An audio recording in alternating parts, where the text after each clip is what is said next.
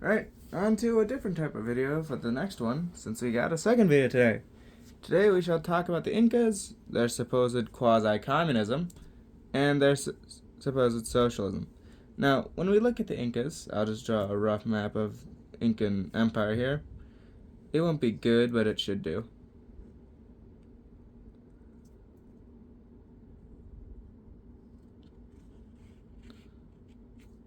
So this stretched from modern-day Ecuador all the way down to Chile,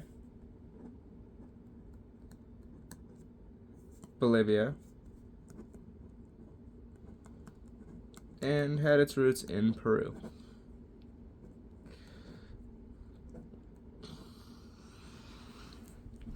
Now this is of course a garbage drawing, but it should get the point of general area in which we're working with.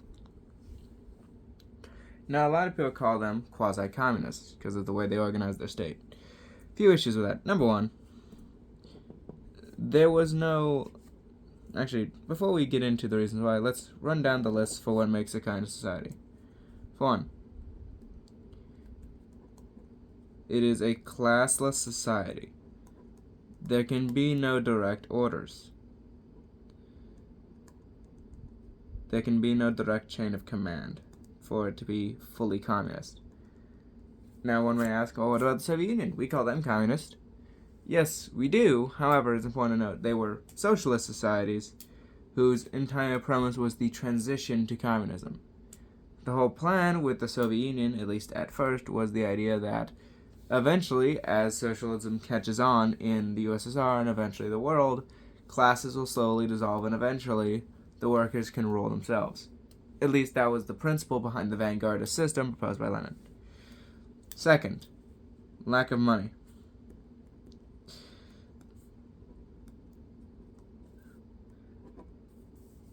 This means that no coins are used for transaction or cash. They operate purely on a to whom according to his abilities, from whom according to his abilities, to whom according to his needs. That is the system they run on, and it should be noted that there's also a collective ownership of the means of production. So that's 3 L's, not 2. Now, to make this easier on the Incas, we're going to allow the state owning the means of production to count. So, let's start off with the first few. Was there a lack of class in the Inca Empire? No, on all counts.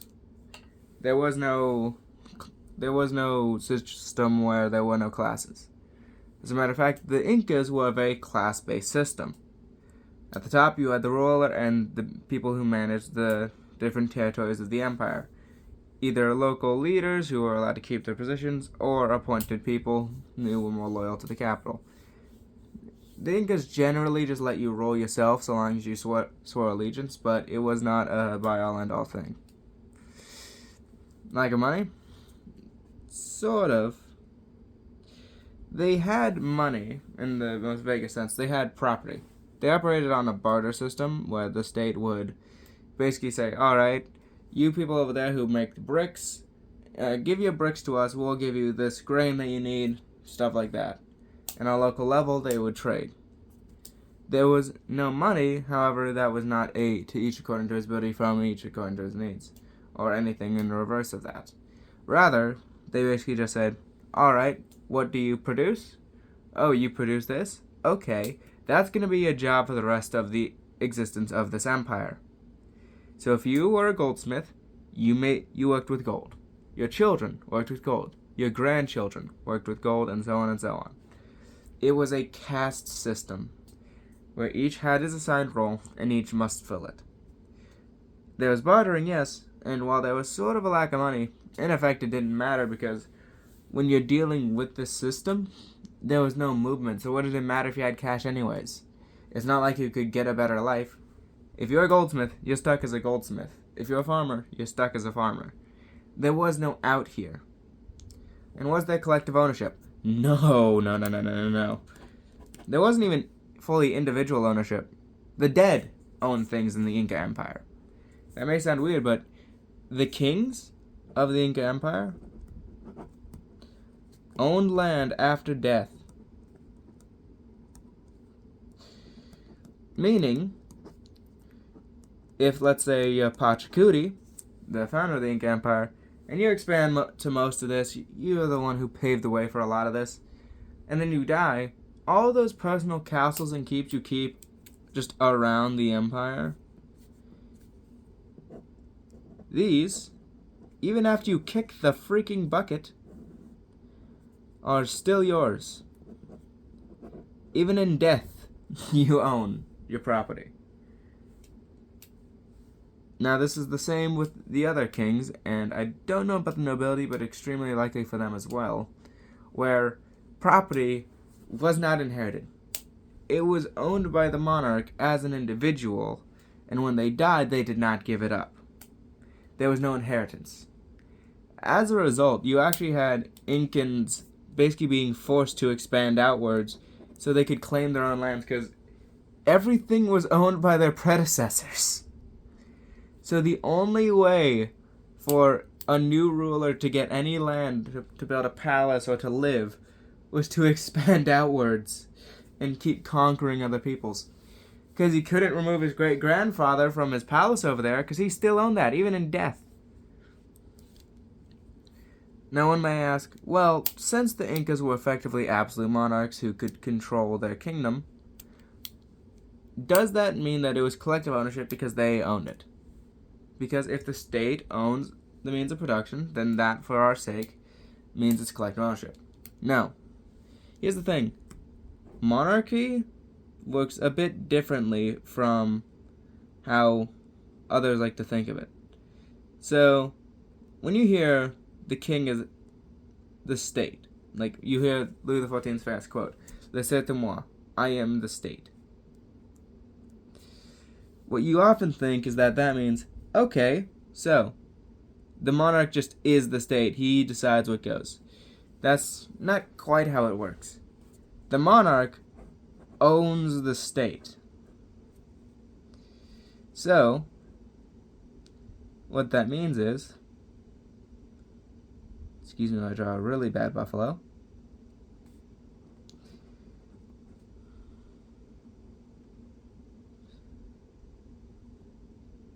There you go. There's my bad Wyoming flag. The monarch owns the state. It's property to him. Or rather, he owns the country. The state apparatus is rather different. See, the state is monarch plus bureaucracy.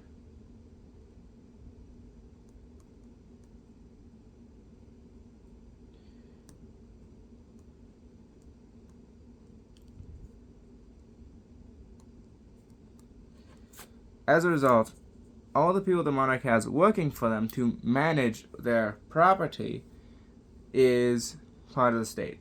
The monarch is not the state alone, because no man rules alone. This is one of the biggest things that you need to remember when it comes to management. No king, no president, no single person rules alone.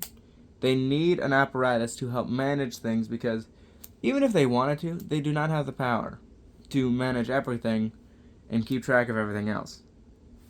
If you are trying to manage just the capital city, that alone is already a Herculean task on your own. Especially with the really big cities that developed in the Andes and, of course, in north near the Aztecs. And the massive cities we see in pre-Columbian American societies are truly staggering.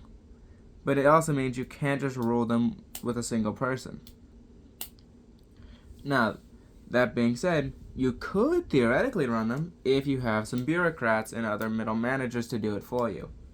So in effect, the state is separate from the country in this view, because the king treats the country as his property, but the bureaucracy and the king work together to rule the state. No matter how strong the Sun King, the state is not the king.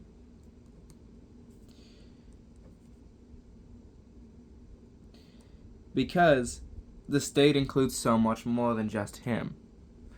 Now, people do rule on behalf of the king, but they are still not ruled just by the king. For example, take the HMS.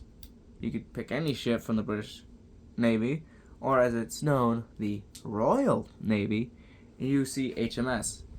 That means His Majesty's ship. This is as opposed to USS in the United States, which means United States ship. And that's something that is definitely different to a lot of people who think of republics and monarchies as basically the same thing, just one has a king and one doesn't.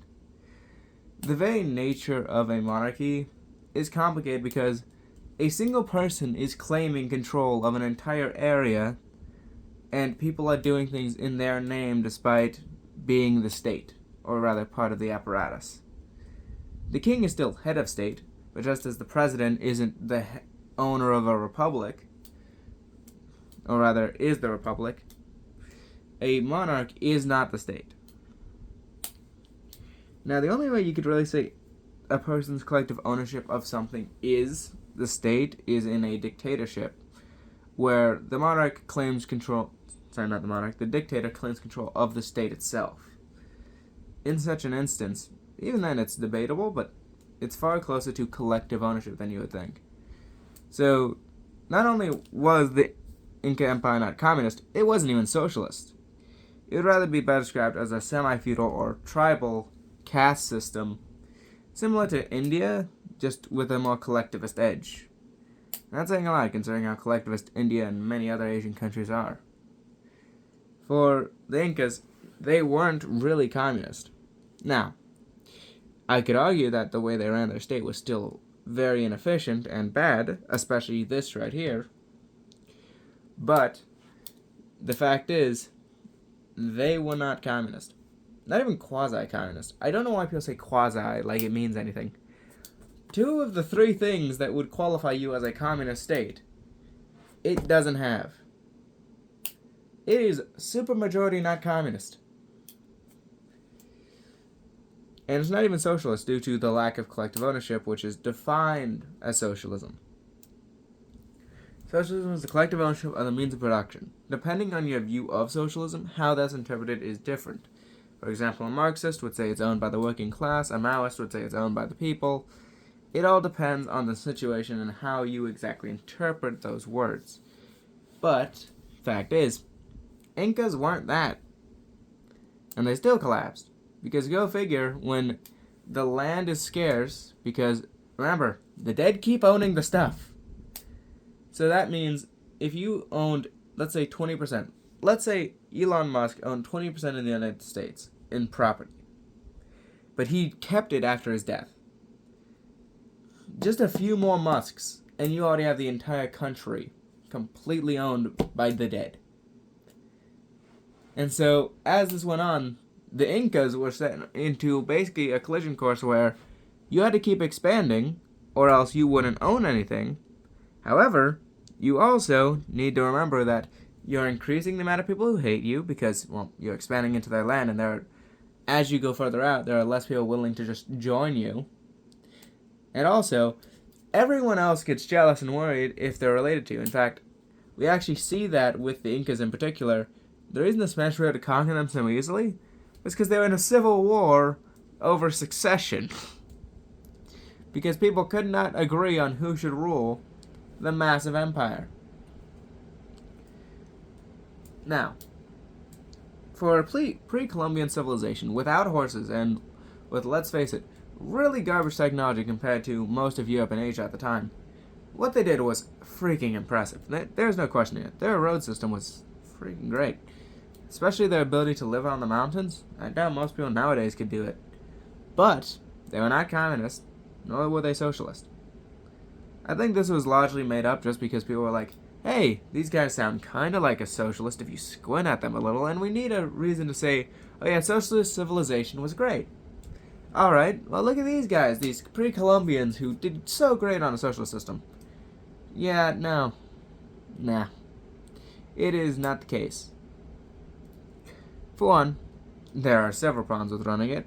You could say the same about the US, but at the same time, I'm not the one who decided that dead people can own stuff, so, that kind of helps.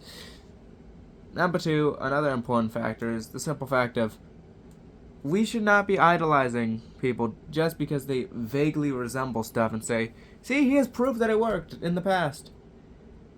Because I'm pretty sure if you want to go to societies that actually try to do collective ownership, like say, the weird little thing that happened in Munster when a dude decided, oh yeah, people now collectively own property because I said so and it's God's will. Oh, and also we're allowed to marry multiple women. Yeah, I don't think he is the guy you want to turn to when it comes to socialist utopia. Especially because it kinda got murdered. But that's besides the point.